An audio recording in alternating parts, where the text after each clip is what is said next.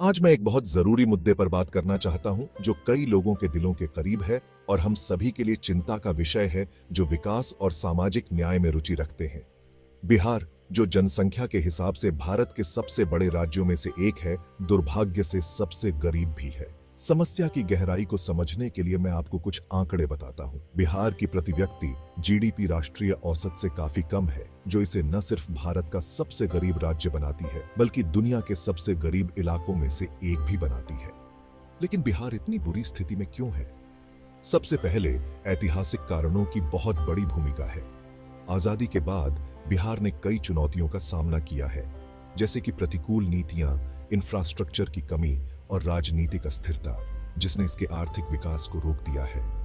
2000 में बिहार के विभाजन, जब झारखंड को अधिकांश खनिज संसाधनों के साथ अलग कर दिया गया, ने स्थिति को और खराब कर दिया।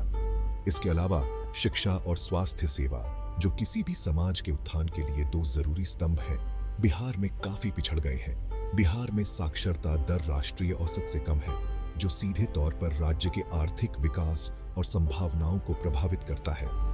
स्वास्थ्य सुविधाएं भी अपर्याप्त हैं और उन्हें कम फंड मिलता है, जिससे इसकी आबादी की समग्र भलाई प्रभावित होती है।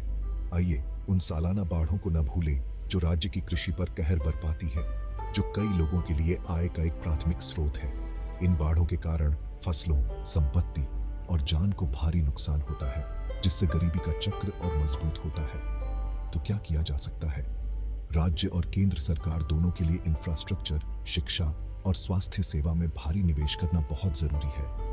नीतियां समावेशी होनी चाहिए और दीर्घकालिक लाभों के उद्देश्य से होनी चाहिए। नागरिकों के रूप में हमारे लिए भी सूचित रहना और उन सुधारों के लिए जोर देना जरूरी है जो बिहार को सख्त जरूरत वाले चेंज ला सकते हैं। ऐसे मुद्दों में एंगेजमेंट सिर्फ देखने के बारे में नहीं है, बल्कि समझने और कार्य करने के बारे में है।